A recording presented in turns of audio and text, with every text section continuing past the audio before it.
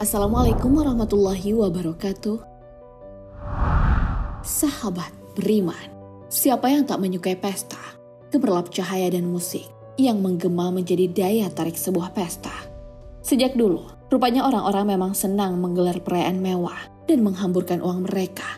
Selama ini, mungkin kita hanya mengenal pesta sebagai ajang refreshing. Namun siapa sangka, jika di masa lalu ada jenis pesta yang diadakan secara liar, bahkan menjadi pesta paling bejat dalam sejarah peradaban manusia. Seperti apa pesta tak beradab tersebut? Benarkah pesta-pesta itu mendatangkan kerugian bagi banyak pihak? Seperti apa karma yang terjadi? Tonton video ini hingga akhir agar tidak sesat. Salah satu pesta mewah dan paling liar dalam sejarah adalah pesta Kama Sutra di India. Setiap kali menyaksikan film Bollywood, kita akan disuguhkan dengan gerak gemulai oleh para artis, dengan tarian yang penuh hipnotis. Lagu-lagu merdu yang juga mendayu, seakan membawa kita pada dunia mereka yang gegap gempita dan penuh gairah.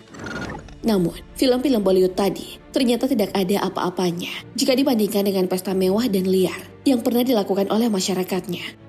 Tak tanggung-tanggung, mereka dengan beraninya mengadakan pesta Kama Sutra dan mempertontonkan tubuh indah mereka.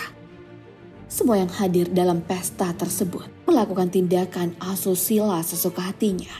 Bukti tersebut terdapat pada relief dalam dinding-dinding di Candi India.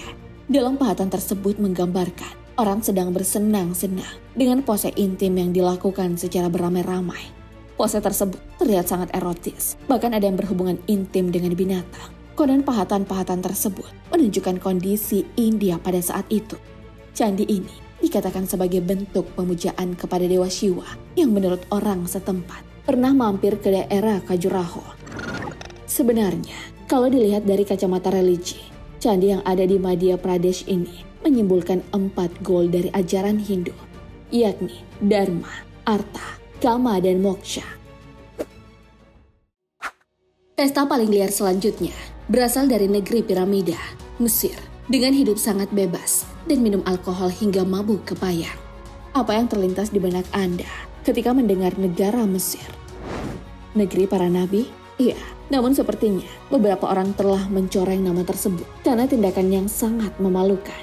Beratus tahun lalu, alkohol menjadi benda paling disenangi di tempat tersebut. Dan bahkan, beberapa kelompok pun berpesta minuman keras dengan bebas. Mungkin dulu pesta semacam ini masih dianggap sopan karena belum ada peraturan yang ketat seperti sekarang ini. Festival itu merupakan cara menghormati Matara dan mitos pemusnahan manusia, sekaligus untuk menyenangkan dewi-dewi Mesir kuno seperti Sekhmet. Festival tersebut merupakan peristiwa suci dan melibatkan para peserta yang menenggak sejumlah besar alkohol. Seringkali para peserta festival sudah sangat mabuk sehingga tertidur di halaman kuil. Peserta yang tertidur kemudian dibangunkan dengan bunyian-bunyian gendang dan musik yang dimaksudkan untuk membantu mereka beribadah dan memuji sang dewi.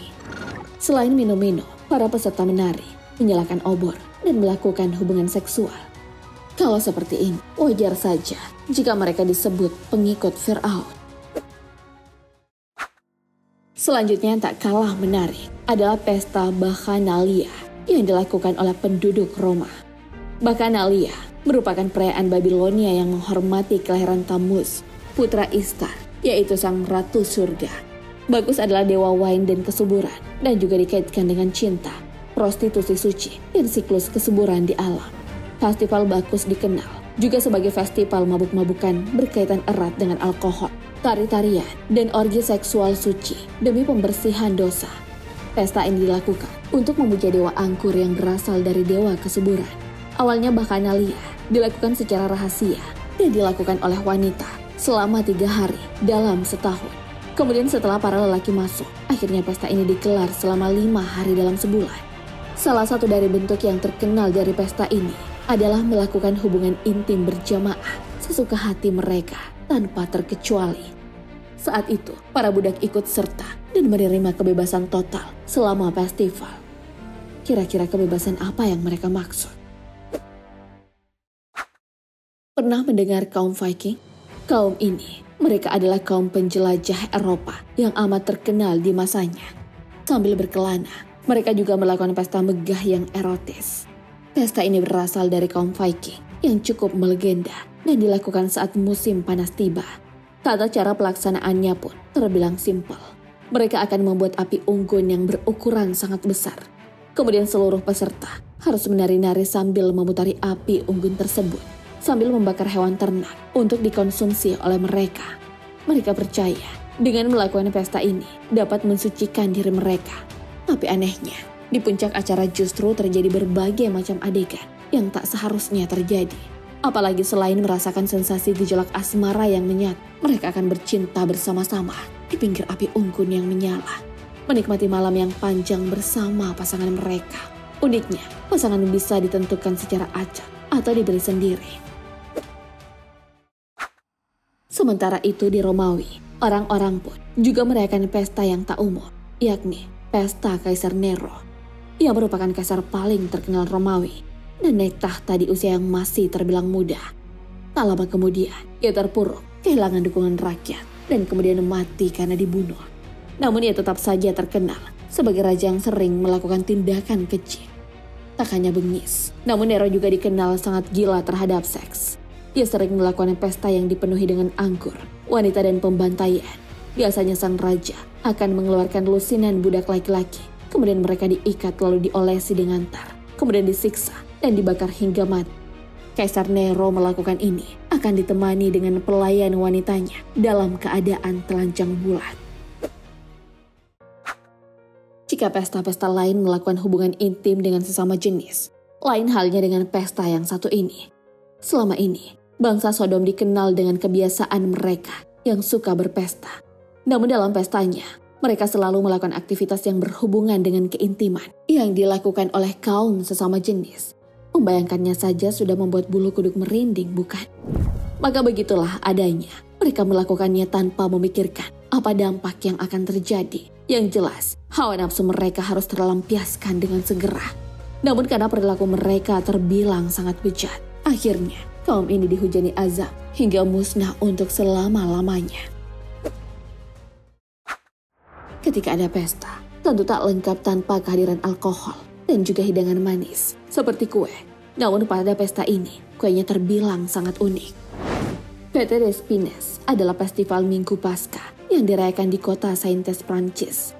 Pada hari festival, kue-kue kecil berbentuk kelamin pria disematkan pada cabang-cabang pohon palem. Cabang-cabang pohon itu kemudian diarak oleh kaum wanita dan anak-anak dalam prosesi perayaan. Kemudian kue-kue itu diberkati oleh seorang imam dan diawetkan oleh kaum wanita menjadi mata kalung suci. Perayaan ini juga dirayakan di berbagai tempat Prancis. Di beberapa bagian wilayah Laut Tengah, kue-kue itu dibuat berbentuk vagina. Jika dilihat bentuknya, tentu ada perasaan jijik ketika ingin memakannya. Namun bagi kalangan mereka, kue-kue tersebut menyimpan banyak makna hingga dianggap memiliki kekuatan magis di dalamnya. Apakah Anda tertarik untuk mencicipi kue ini? Sahabat beriman, pesta manakah yang menurut Anda paling meresahkan dan tidak etis? Allahu a'lam bishawab. Wassalamualaikum warahmatullahi wabarakatuh.